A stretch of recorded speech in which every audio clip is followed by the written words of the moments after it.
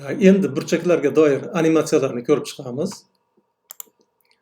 Hop, dastlab biz animatsiya hosil qilishdan, slayder hosil qilishdan, ya'ni surgich hosil qilishdan boshlaymiz. Mana bu yerda buning uchun birinchi uskunani tanlaymiz. Brochaga olib kelib tugmani bosaman. Mana natijada mana A nom beraymi deb so'rayapti. Nomi A bo'lsin. Hop, qaysi oralig'ida o'zgarsin bu A surgich? 0 dan odatda burchaklarda qaraganimizda pi deb olsak bo'laveradi mana bu yerda. Pi ga bog'liq qandaydir sonlar bo'ladi. Mana pi ni hosil qilish uchun alt plus pi bossam bu yerda pi hosil bo'ladi. Hop, necha qadam bilan ortib borsin? 0,1 dan 1 bo'lsin. Mana buncha qadam bilan ortsin. Hop, yaxshi. Endi slayderni, ya'ni surgichni ko'rinishi qanday bo'lsin? Hamma gorizontal bo'lsin. Animatsiyasi tezligi 1 ga teng bo'lsin. Mayli, tebranuvchan bo'lsin. Va mana surgich hosil bo'ldi. 0 dan pi gacha qiymati. 0 dan pi gacha. Hop, o'rtadagi birorta qiymatida to'xtataylik.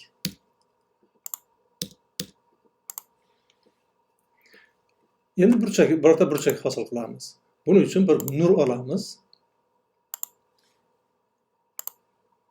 Birorta nur hosil qildik mana. Endi qiymati A ga teng bo'lgan burchak hosil qilamiz. Buning uchun demak A burchakka buramiz. Bu ikkinchi uskunadan foydalanamiz. Buning uchun B ni A nuqtai atrofida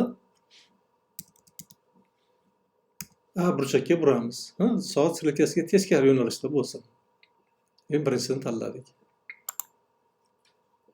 Mana unga mos burchak, mana B nuqta shuncha burchakka burildi. Mana bu yerda burchakning qiymati gradusda ko'rsatilgan, surgichda radianda ko'rsatilgan. Bu yerdan ham nur o'tkazamiz. A va B shtrixlardan burchak kattaroq ko'rinib turishi uchun uni xossasiga kiramiz. O'ng tugmani bosdim. Xossasiga kirib, hozir uni o'lchamini eng katta o'lchamga qo'yaman, eng katta qiymatiga qo'yaman. Xo'p, uni bezagini mana buni olaylik. Masalan, mana burchak alfa bilan belgilangan. Uni qiymati mana bunga teng.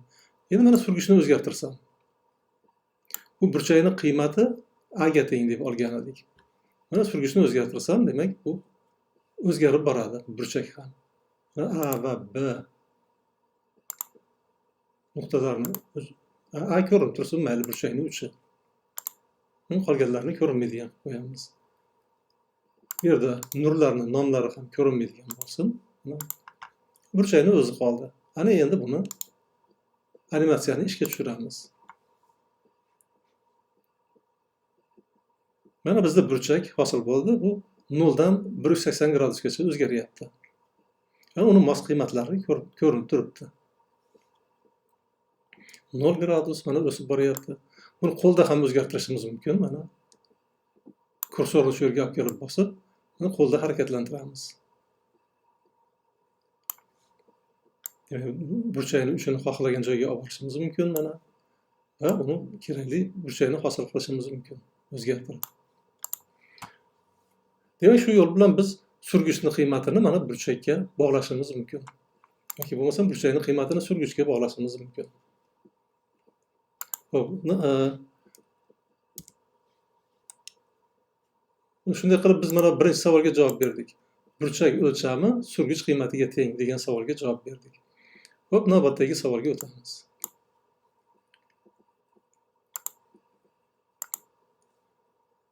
AB kesmaga o'rta perpendikulyar nuqtalari, demak o'rta perpendikulyar nuqtalari A va B nuqtalaridan teng uzoqlikda joylashishini biz animatsiya yordamida namoyish qilamiz.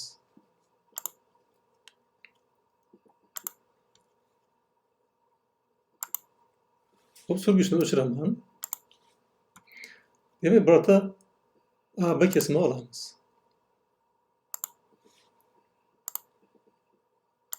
Endi unga o'rta perpendikulyar to'g'ri chiziq o'tkazamiz. Buning uchun mana o'rta perpendikulyar to'g'ri chiziq uskunasidan foydalanaman. A va B nuqtalarini tanlasam, natijada o'rta perpendikulyar to'g'ri chiziq hosil bo'ladi. Va bu yerda aytilishicha, o'rta perpendikulyar nuqtalari ixtiyoriy nuqtasini olaylik. Demak, C nuqta hosil bo'ldi. C nuqta A va B nuqtalaridan teng uzoqlikda joylashishi. Demak, C nuqta A va B lardan teng uzoqlikda joylashishini biz animatsiya yordamida namoyish qilamiz.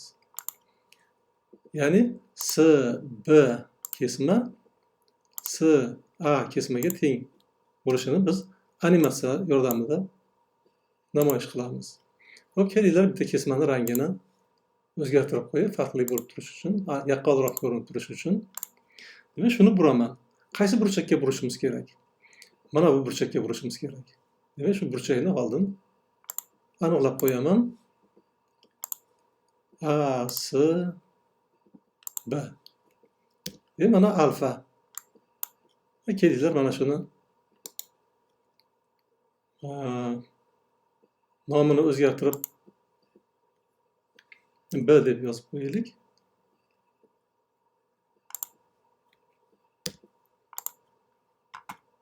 Hop, endi surgich hosil qilaman. Surgich birinchi tugma yordamida, uskuna yordamida. Hop, surgichning nomi A bo'lsin. Nechidan nechigacha o'zgarsin? 0 dan B gacha o'zgarsin. B bizda bu yerda hosil qilingan burchak edi. Hosil qilingan burchak. Ya'ni shuncha burchakka burmoqchiman. Shuning uchun B gacha o'zgarsin. Qancha qiymat bilan ortib borsin? 0,1000 dan 1 bo'lsin. Slayder gorizontal bo'lsin. Tebranuvchi bo'lsin. Hop, mana tanladik. Mana surgich hosil bo'ldi. 0 dan, demak, qiymati hozir taxminan 1. Demak, hozir biz mana bu qizil kesmani C nuqta atrofida hozircha A burchakka buramiz. Buning uchun mana bu yerda burish nuqta atrofida burish degan tugmadan foydalanaman, uskunadan foydalanaman. Demak, buni buraman C nuqta atrofida. Bu yerda so'rayapti. Qancha burchakka? O'chirdim, A burchakka bursin. Soat strelkasi yo'nalishidami yoki teskari yo'nalishdami? Biz soat strelkasi yo'nalishida burishimiz kerak. Mana burildi. Mana bu yerda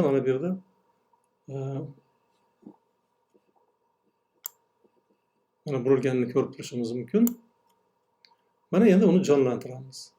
Bu kesmalarning nomlarini yashirib qo'yaman.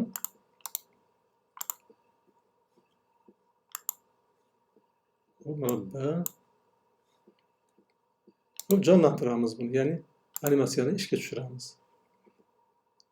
Mana natijada uni teng ekanini ko'rsak, mana ustma tushdi. B shtrix bilan A mana teng ekanini ko'rdik bu yerda. Demak, mana bu yerda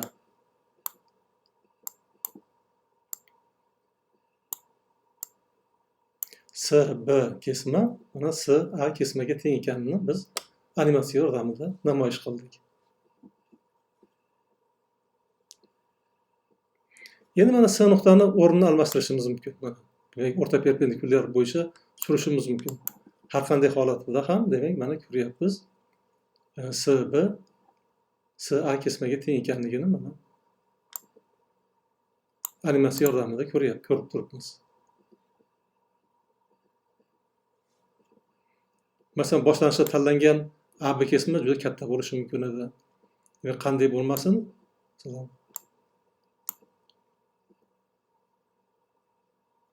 Ularga AB kesmaga o'tkazilgan o'rta perpendikulyarning ixtiyoriy C nuqtasi A va B nuqtalaridan bir xil uzoqlikda joylashadi. Mana buni animatsiya yordamida ko'rdik. Endi keyingi savolga o'tamiz. Ularni o'chiramiz. va buni ham o'chiraman. Navbatdagi savol. Vertikal burchaklarning tengligi.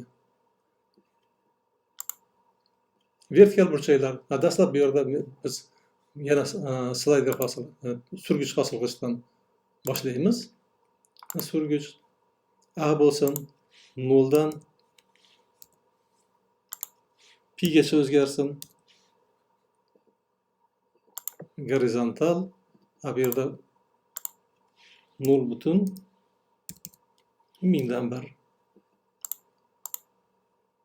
tebranuvchi bo'lsin. Xo'p, yaxshi, mana biz surgich hosil qildik. 0 dan pi gacha o'zgaradi. Endi vertikal burchaklar olamiz. Buning uchun biz ikkita to'g'ri chiziqni kesishidan hosil qilamiz uni. Ularning kesishgan nuqtasi mana Y bilan belgilangan.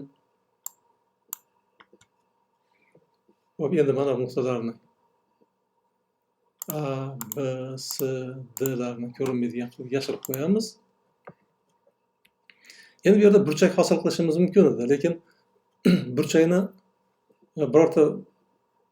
burchakni biz bura olmaymiz. Mana bu uskuna yordamida bura olmaymiz. Shuning uchun biz bu yerda hozir burchaklar uchun mana bu doiraviy sektor uskunasidan foydalanib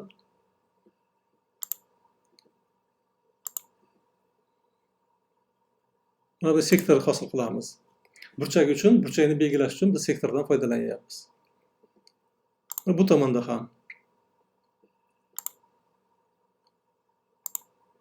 Demak, mana ikkita sektor hosil qildik. Ular nomlarini yashirib qo'yaman.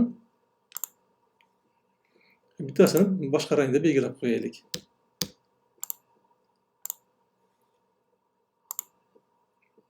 Xo'p, aytaylik, yashil rangda bo'lsin. Endi mana bu bittasini burib, ikkinchisi bilan ustma tushishini ko'rsatamiz. Mana burchak ikkinchi burchakka tengligini ko'rsatamiz. Buning uchun biz uni 180 gradusga buramiz. Uni dastlab A burchakka buramiz. Burish, nuqta atrofida burish. Obyektni tanlayman, nuqtani tanlayman. Bu yerda qancha burchakka buramiz? A burchakka buramiz. Soat strelkasiga teskari yo'nalishda. Yaxshi. Mana bizda A ning qiymati mana bunga teng edi. Demak, mana shu burchakka burilyapti. Endi mana jonlantiramiz, shuni harakatga keltiramiz. Mana burchaklari teng bo'lyapti.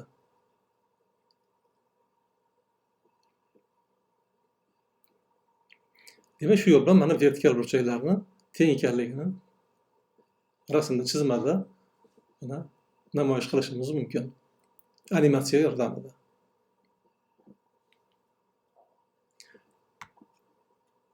Masalan, A surgichni ham ko'rinmaydigan qilib qo'yishimiz mumkin.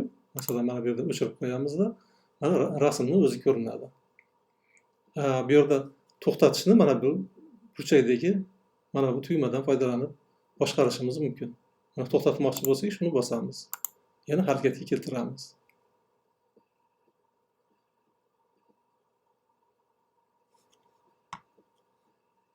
Demak, bu vertikal burchaklarning tengligi bo'ldi. Xo'p, keyingi savolga o'tamiz. Bularni o'chiramiz. Xo'p, A surgich bizda 180 gradusgacha, mayli, hozircha turib tursin. Keyingi savolga o'tamiz. Parallelogram diagonali uni teng uchburchaklarga ajratishi, uni ikkita teng uchburchaklarga ajratishini biz animatsiyada ko'rsatamiz. Va buning uchun biz parallelogram chizamiz.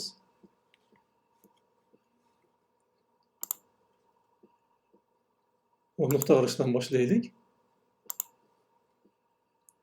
Mana masalan,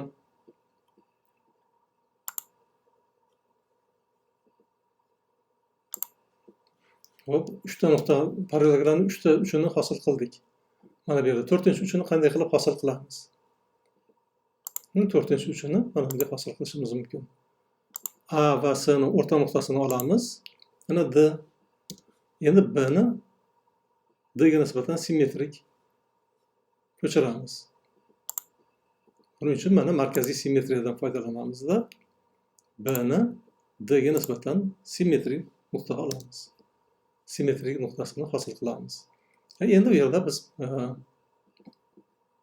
parallelogram hosil qilishimiz mumkin. Ularni kesmalar bilan tutashtiramiz. Hop, kelinglar, birinchisini mana diagonalni ham ko'rsataylik. Mana parallelogramni diagonali. Mana uni diagonali, uni teng ikkita uchburchakka. Bu qani uchburchaklardan biri. Mana bu bitta uchburchak.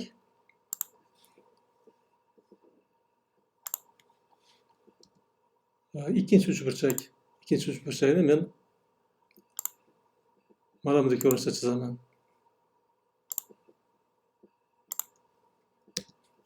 Mana yana ochiq qoldirdim, rangga bo'yamadim. Kesmalarni ko'rinmaydigan qo'yaylik, nomlarini.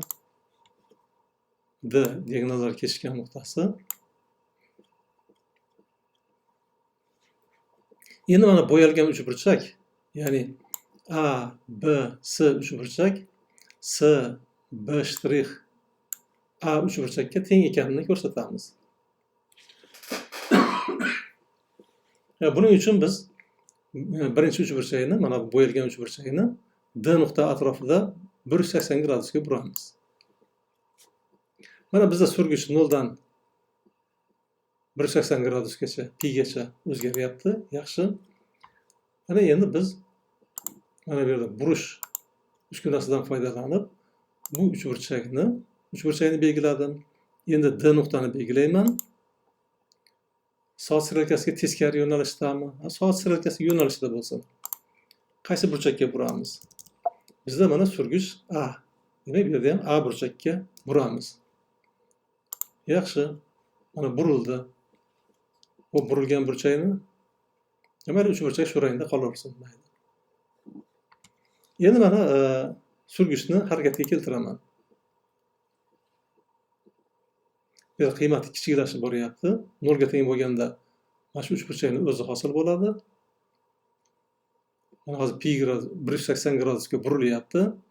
180 gradusga burilganda demak mana bu uchburchak hosil bo'ldi. A, S, B shtrix. Bu 180 gradusga borib to'xtasin. Buning uchun biz surgichni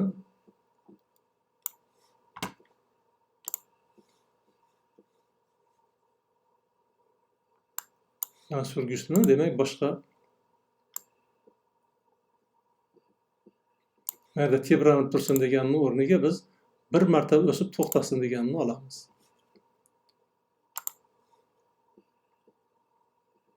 Demak 180 gradusga borib to'xtaydi. Mana bu yerda ko'rdik, mana demak hosil mana bu yerda aynan mana shu uchburchak bilan ustma-ust tushdi. Demak buni diagonali ikkita parallelogramni ikkita uchburchakka ajratyapti.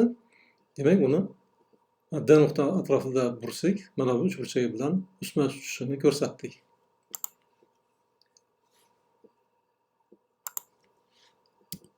Hop, o'chiramiz bularni. Hop, shunday qilib biz burchaklarga doir animatsiyalar bilan tanishib chiqdik. E'tiboringiz uchun rahmat. Salomat bo'linglar.